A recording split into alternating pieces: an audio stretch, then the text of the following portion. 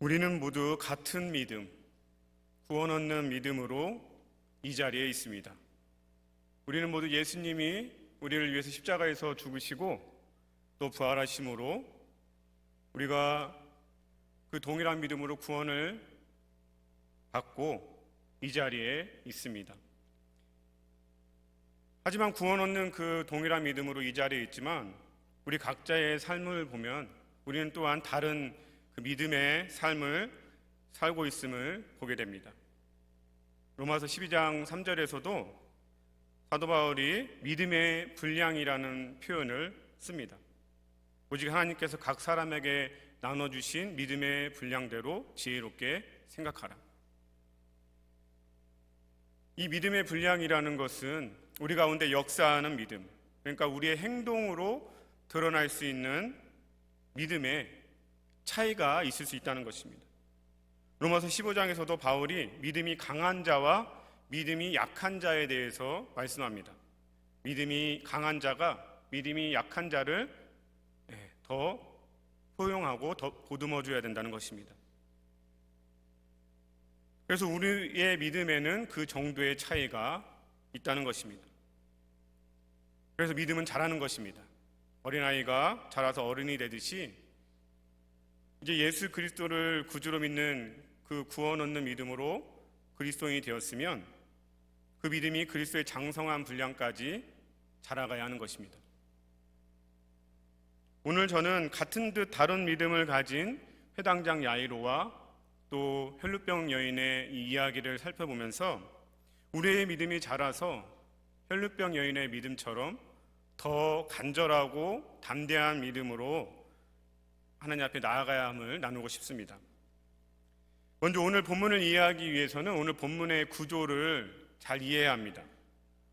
오늘 본문은 마가복음에서 자주 등장하는 이 샌드위치 구조라는 구조를 가지고 있습니다. 우리가 미국에서 살기 때문에 샌드위치 다 아실 줄 믿습니다. 샌드위치 다 한 번쯤은 드셔보셨을 것이고, 빵 사이에 야채와 고기 이런 속재료를 넣어서 먹는 게 샌드위치입니다. 그래서 이 샌드위치 구조라고 하면은 성경에서 이 샌드위치처럼 빵이죠. 겉에 이 싸고 있는 하나의 이야기가 있고 이제 속재료에 해당하는 이야기가 또 하나 있습니다. 그런데 속재료에 해당하는 이야기가 앞과 뒤에 그 빵에 해당하는 한 이야기 사이에 끼어 들어가 있는 겁니다. 그것을 샌드위치 구조라고 합니다.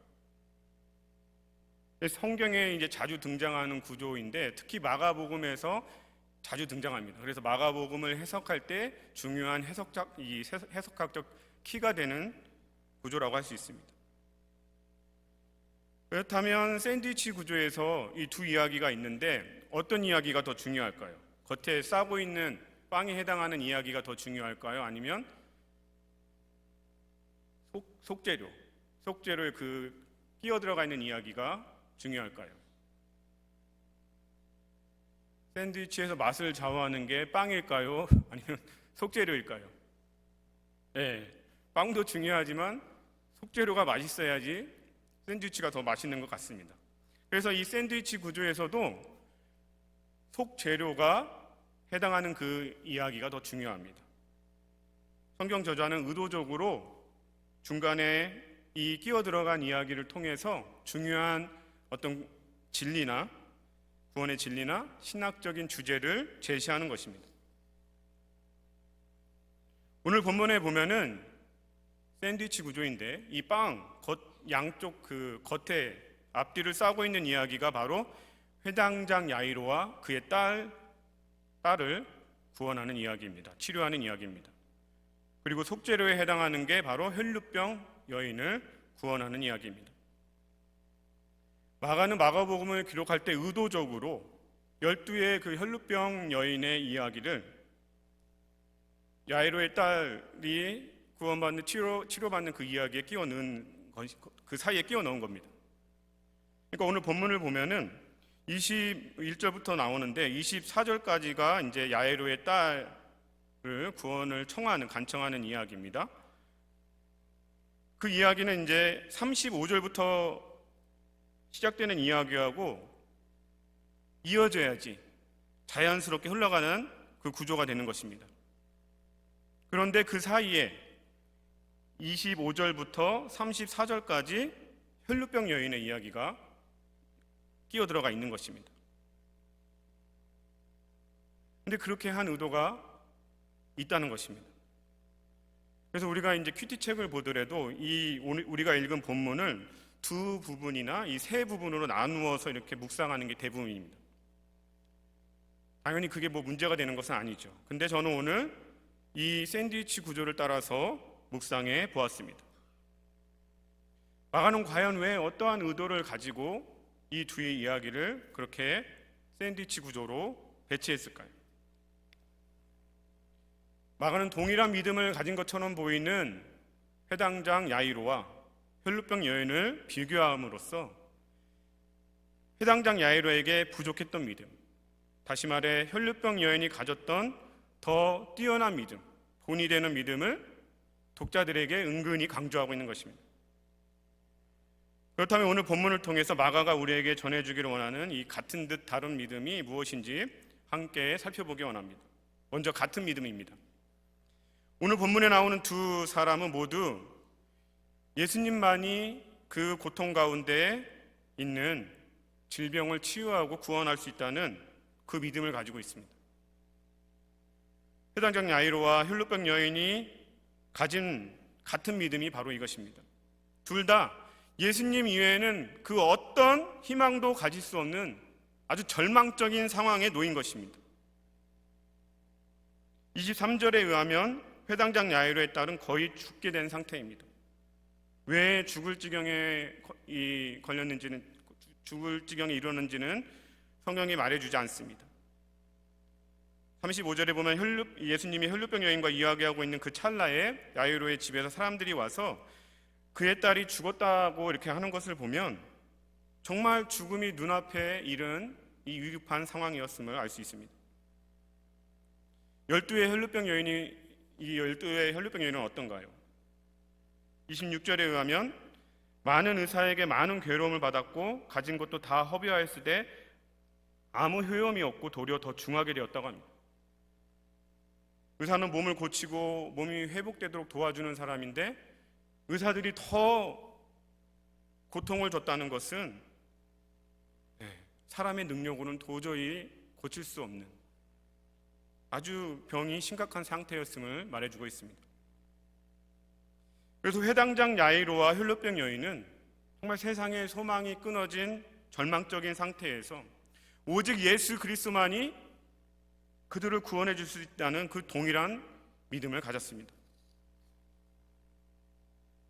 이 두 사람을 통해서 마가가 우리에게 이야기해 주는 것은 우리 모든 인생은 스스로 치유할 수 없는 불치병처럼 죄와 질병의 문제로부터 헤어나올 수 없고 오직 예수 그리스도를 통해서만 구원받을 수 있다는 것입니다. 사회적 지위가 높았던 회당장 야이로의 딸이나 이름 하나 밝혀지지 않고 있는 12의 그 혈루병 여인이나 두 사람 모두 사람의 힘으로는 고칠 수 없는, 헤어나올 수 없는 그 절망과 고통의 상태에 있었습니다. 그런데 23절과 28절을 보면 이 두 사람은 이 병의 치유를 강구하기보다는 죄로부터의 그 구원을 바라고 있습니다. 23절에서도 간곡히 구하여 이르되 내 어린 딸이 죽게 되었으니 오셔서 그 위에 손을 얹으사 그로 구원을 받아 살게 하소서. 28절에서도 이는 내가 그의 옷에만 손을 대어도 구원을 받으리라.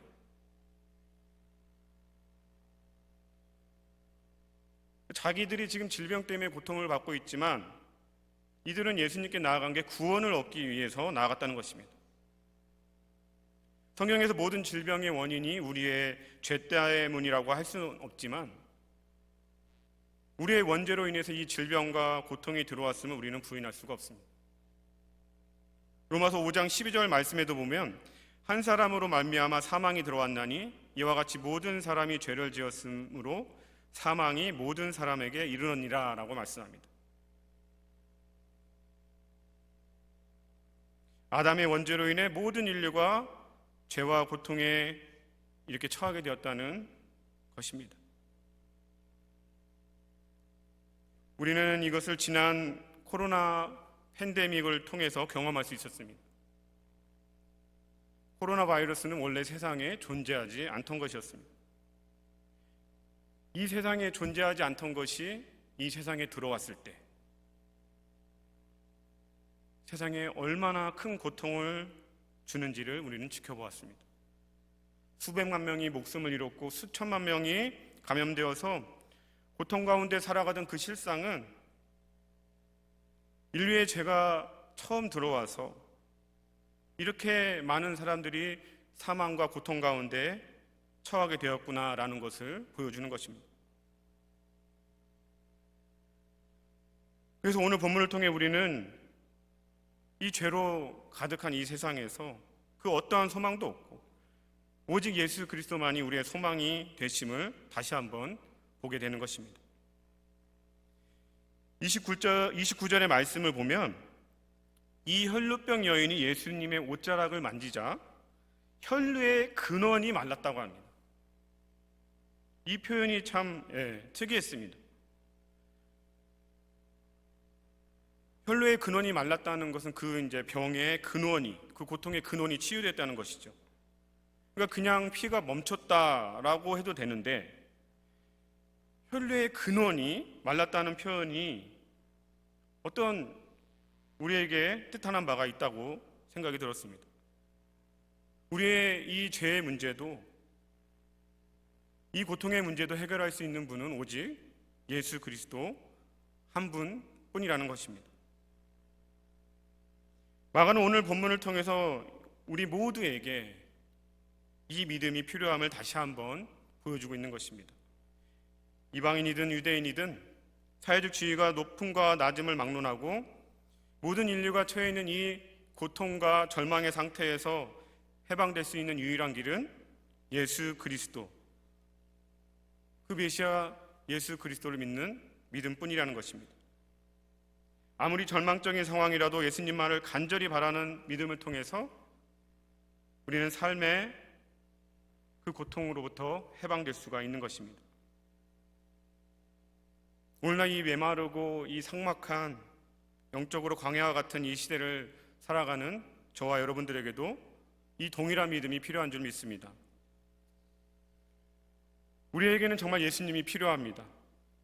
물고기가 물을 떠나서 살 수 없고 새가 하늘을 날아야만 살 수 있는 것처럼 예수님은 포도나무이시고 우리는 그 가지이기 때문에 우리는 예수님을 떠나서는 그 어떤 죄를 이길 능력도 없고 그 어떤 선한 것이 나올 수 없는 것입니다.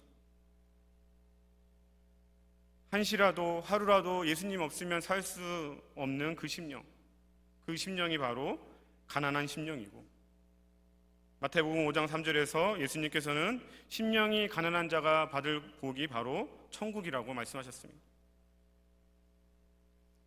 사랑하는 성도 여러분, 여러분은 지금 예수님이 없으면 안 된다는 그 가난한 심령으로 지내고 계신지요? 삶의 순간순간 파도처럼 밀려오는 여러 가지 사건, 사고와 그 어려움의 순간들에서 가난한 심령으로 예수님과 동행하며 그 천국을 경험하기를 소망합니다. 우리는 양 같아서 각자 제갓길 가기 바쁜 삶을 살기가 십상입니다. 우리의 심령이 가난해지기보다는 내가 할 수 있다는 나의 의로 가득 차기가 십상입니다. 타락한 죄인의 본성은 하나님을 가까이 하기보다는 하나님께 가까이 가기를 싫어하기 때문입니다. 우리가 살면서 잘 아실 것입니다. 하루에도 말씀을 보고 기도하고 예배의 자리를 지키는 것, 정말 우리가 하나님 앞에 나가겠다고 결심하고 성령님의 도우심을 구하지 않고는 그것이 저절로 되지가 않습니다.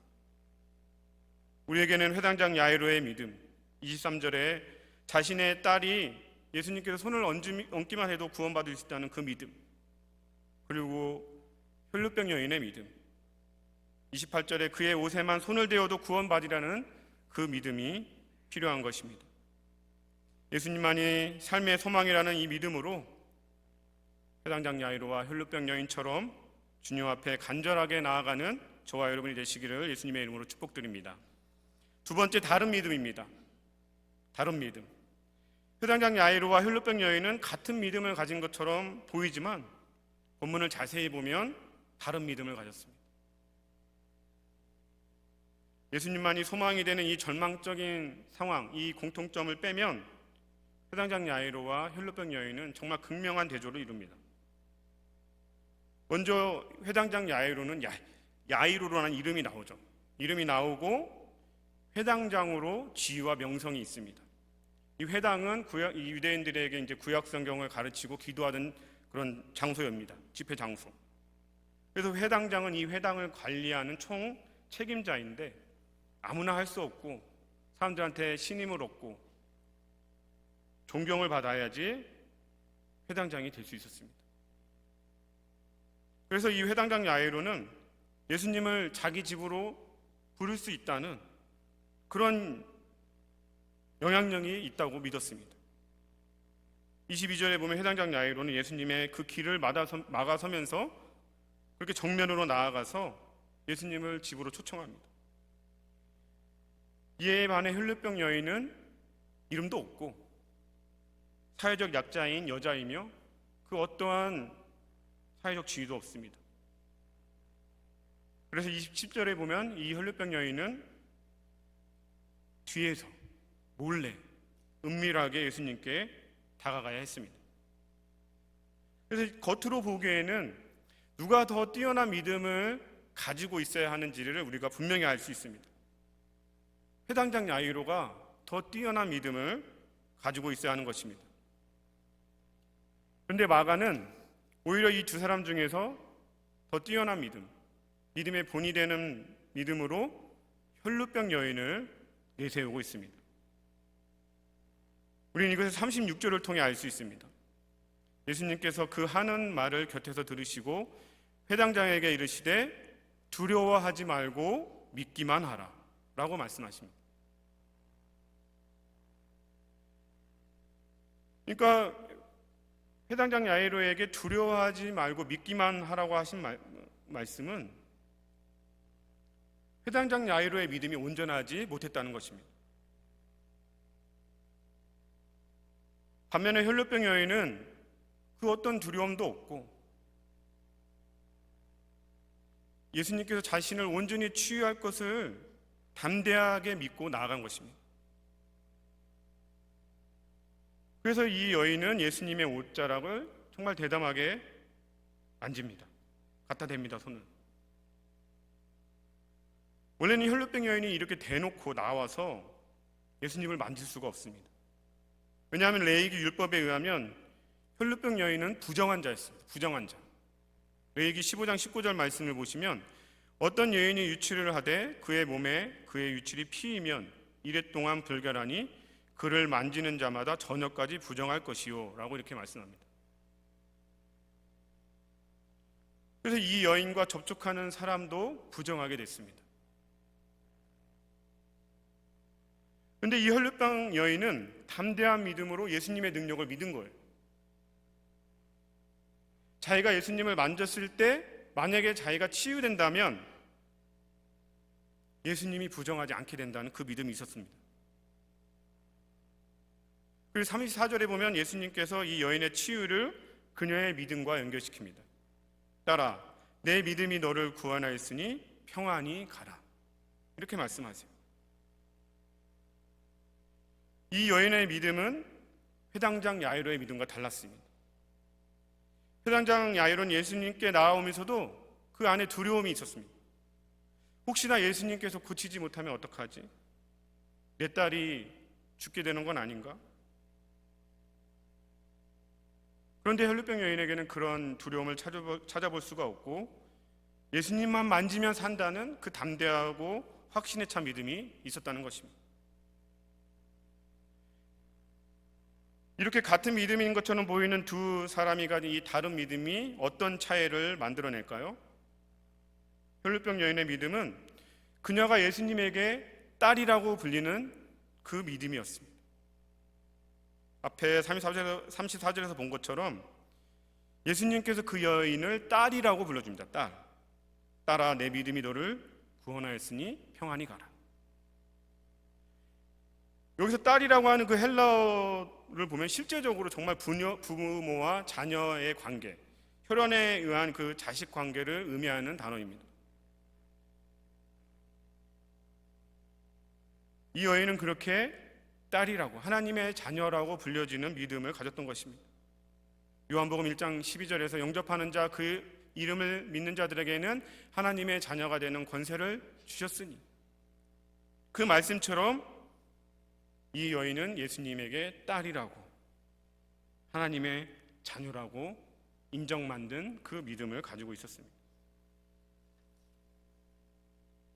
사실 오늘 말씀을 보면 이 야이로도, 회당장 야이로도 자신의 딸을 살려달라고 간청했습니다. 23절에 보면 내 어린 딸이 죽게 되었사오니 라고 말합니다. 35절에서도 하인들이 와서 야이로에게 당신의 딸이 죽었으니 더 이상 예수님을 괴롭게 하지 말라고 합니다.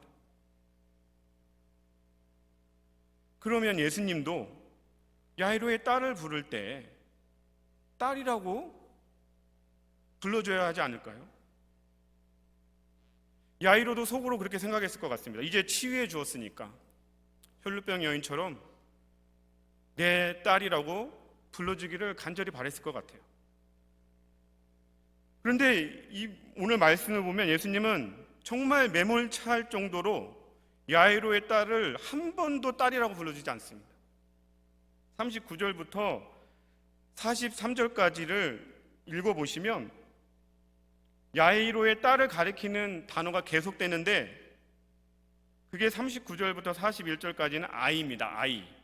그리고 42절과 43절은 소녀입니다. 그러니까 헬라 원어로 봐도 딸이라고 부르는 그 단어와 다르게 일반적인 아이라고 불리는 단어를 사용합니다. 그리고 영어 성경에서도 child, girl이라고 하지 결코 daughter, 딸이라고 하지 않습니다. 그러니까 예수님께서는 의도적으로 혈루병 여인의 믿음을 그렇게 인정하는 거예요. 구원자로 믿는 믿음으로 치유받았지만 혈루병 여인의 더 뛰어난 믿음을 인정해 주는 것입니다. 36절에 야이로는 자기 딸이 죽었다는 말을 듣고 두려워하였지만 33절에서 혈루병 여인은 예수님의 능력으로 자기가 치유되었다는 것을 깨닫고 두려워했습니다. 이것이 두 사람의 이 믿음의 차이입니다.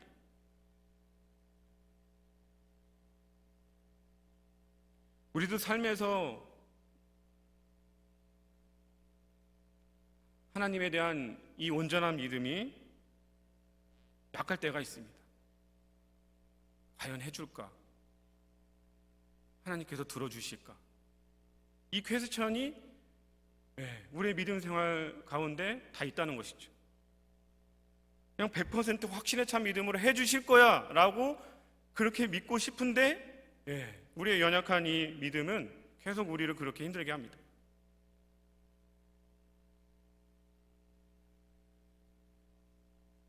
회당장 야이로는 예수님께서 구원해 주시고 치유해 주실 것을 믿었지만 죽은 자를 살리실 것이라는 믿음은 없었습니다. 반면에 혈루병 여인은 12회나 혈루병으로 육적인 고통, 그리고 부정한 자로 배척당했던 정신적 고통을 생각해보면 그녀의 삶은 이미 죽은 자나 다름없었고 그 죽음 같은 고통 같은 인생에서 살 수 있는 유일한 길은 부활의 주 예수님을 믿고 나아가는 것이었습니다.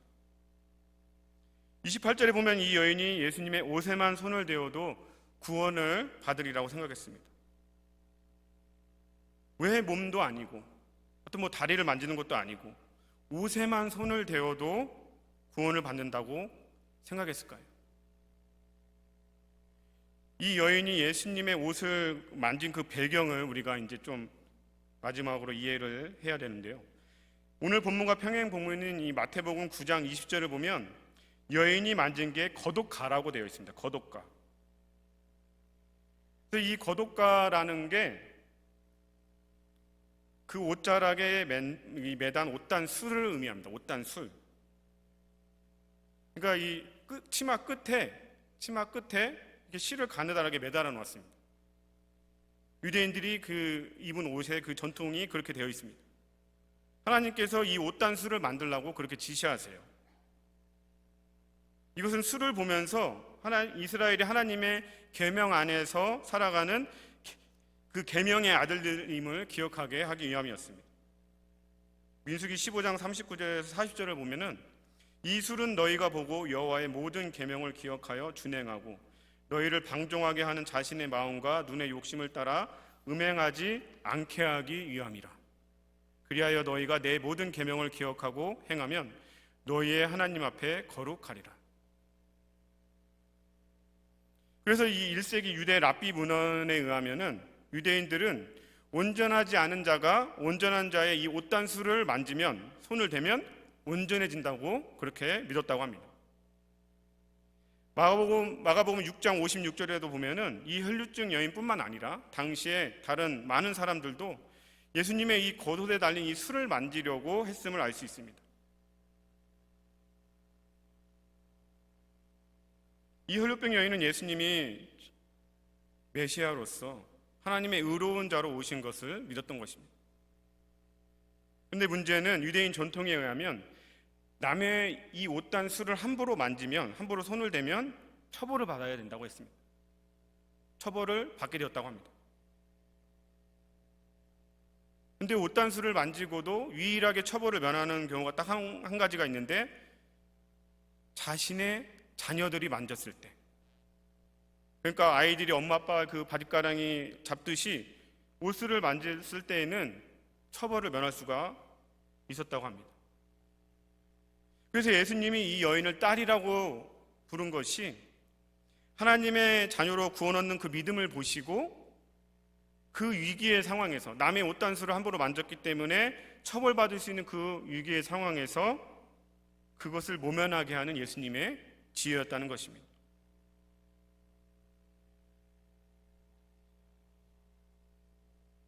사랑하는 성도 여러분, 우리가 이 혈루병 여인처럼 예수님의 그 옷자락만 만져도 살 수 있다는 그 간절한 믿음이 있어야 될 줄 믿습니다.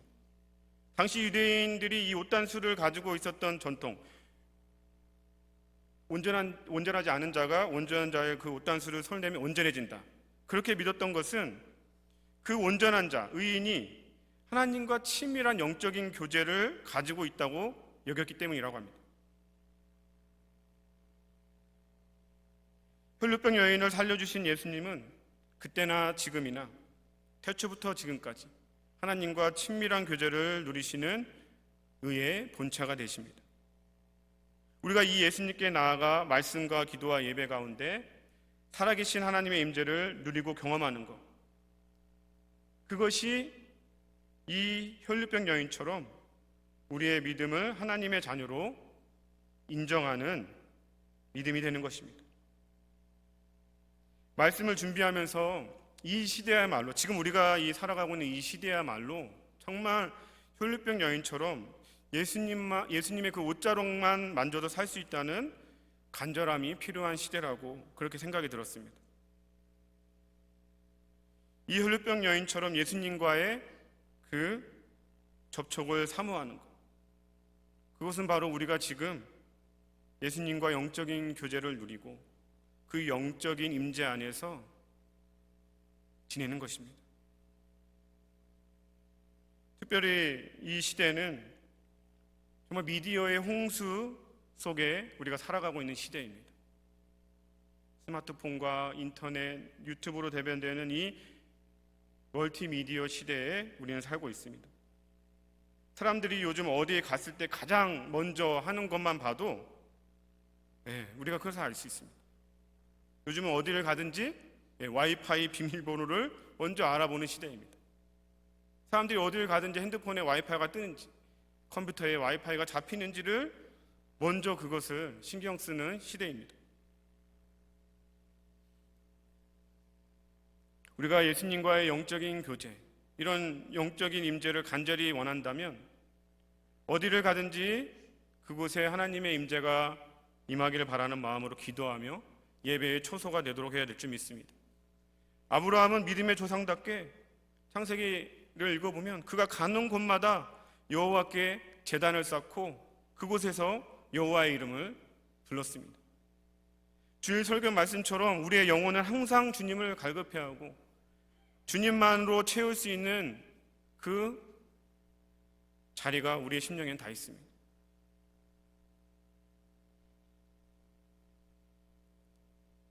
하이테크, 하이터치라는 그 말이 있습니다. 하이테크, 하이터치. 최첨단 과학 문명이 발달할수록 사람들이 이 전자제품과 미디어에 열광할수록 그게 하이테크입니다. 하이터치. 사람들의 그 정신과 마음은 피폐해져서 그래서 더 사랑을 갈급해야 하고 누군가가 자기를 사랑으로 대해주길 바라고 그렇게 된다는 게 이 하이테크, 하이터치라는 말의 의미입니다. 그래서 요즘 IT 이 교육계에서도 이게 화두라고 합니다. 아이들이 이제 온라인에서 교육을 받는 시대인데 기계로 온라인을 통해서 교육을 받더라도 AI를 통해서 조금이라도 컨텐츠들을 통해서 그 감성을 터치해주자. 그게 이제 IT 이 교육계의 화두라는 것입니다. 하나님의 영으로만 체험을 받을 수 있는, 만족감을 누릴 수 있는 그 사람의 영혼이 어떻게 AI가 그 터치를 해주겠습니까? 우리의 영혼의 갈급함은 그것은 예수님과의 영적인 접촉, 그 영적인 교제와 임재만으로 채워질 수 있는 것입니다. 앞으로 이 세상은 더 그렇게 과학기술의 그 발달로 하이테크죠. 사람들의 영혼은 더 피폐해져 가고 그 마음의 사랑을 더 갈급해 되는 시대로 갈 것입니다. 우리가 우리 자신도 그렇고 우리 아이들에게도 말씀과 예배를 통해 하나님과 영적으로 교제를 나누고 그 하나님의 임재를 더 사모하고 그 안에서 기쁨을 맛보는 것, 그것만이 우리가 살 수 있는 길인 것입니다. 예수님의 그 옷자락만 만져도 살 수 있겠다는 이 혈류병 여인의 그 간절하고 담대한 믿음처럼 날마다 주의 임재를 갈망하고 영적인 교제의 자리로 나아가는 저와 여러분이 되시기를 예수님의 이름으로 축복드립니다.